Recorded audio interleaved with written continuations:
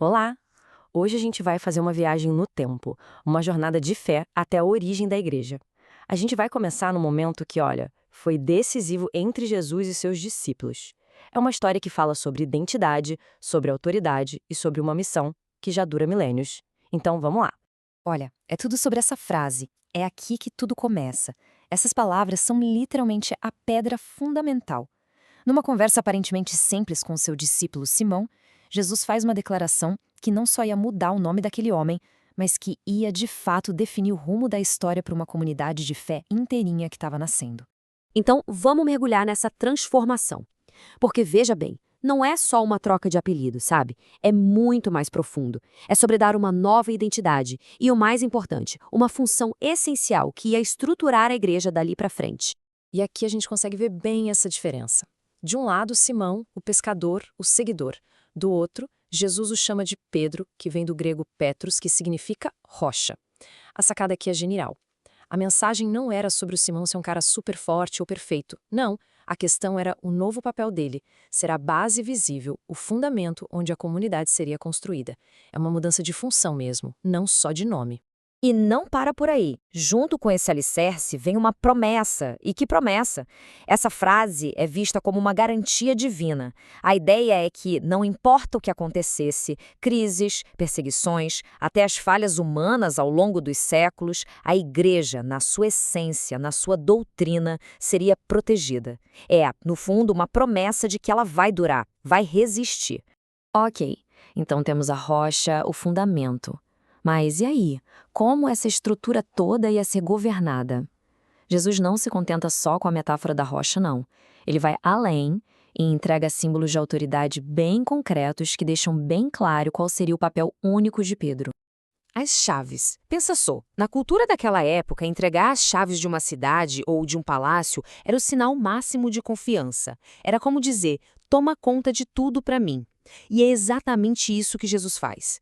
Ele entrega a Pedro as chaves do reino, nomeando ele como seu representante, o seu vigário aqui na terra, com essa baita responsabilidade de guiar e cuidar da sua comunidade. E essa entrega das chaves nos leva direto para um conceito central na teologia, que é o primado de Pedro. É essa autoridade que o coloca como o primeiro entre os apóstolos, sabe? O líder que recebeu a missão de manter a galera unida e dar a direção para a igreja que estava só começando. Tá, mas o que quer dizer na prática esse poder de ligar e desligar? Parece uma coisa meio abstrata, né? Mas não é um poder para fazer o que quiser, não. Como a gente vê aqui, se refere a funções bem específicas. A autoridade para ensinar, para definir as verdades da fé, o poder de administrar o perdão em nome de Deus e a responsabilidade de governar, de tomar as decisões para o bem de toda a comunidade. Legal, mas essa autoridade toda foi dada a um homem há 2000 anos. A pergunta que não quer calar é: e depois que ele se fosse? O que aconteceria? Bom, a ideia nunca foi que essa liderança acabasse com Pedro. Ela foi pensada para continuar, para atravessar o tempo. E essa linha do tempo mostra bem como isso funciona. É o que chamamos de sucessão apostólica.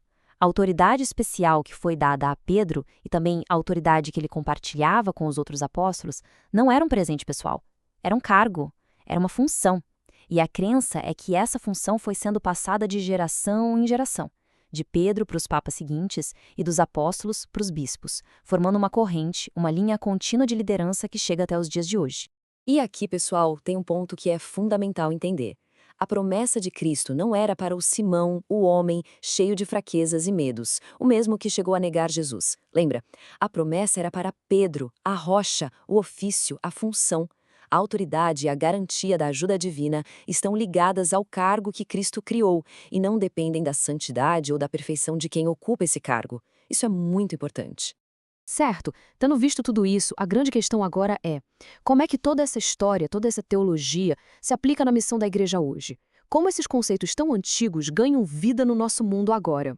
Para a gente deixar isso bem prático, vamos imaginar uma dinâmica, algo que um catequista de crisma poderia fazer com a turma. A galera se divide em grupos e cada um recebe uma chave, feita de papel. O desafio é escrever nessa chave quais são os portões fechados do nosso mundo de hoje. Pode ser a solidão, a falta de sentido, a injustiça, e a partir daí a conversa rola em torno de como a mensagem da fé e a unidade da igreja, ou seja, o poder das chaves, podem de verdade ajudar a destrancar esses portões, oferecendo respostas, oferecendo um senso de comunidade. É um jeito muito legal de conectar a história com a vida real de cada um. E isso tudo nos deixa com uma pergunta para a gente pensar. Cada um com a sua perspectiva, claro. Mas como é que uma promessa, feita a um simples pescador da Galileia há 2 milênios, continua sendo uma força que tenta inspirar a fé e promover a unidade no mundo tão dividido? É o eco daquela jornada, de uma missão que de fato continua até hoje.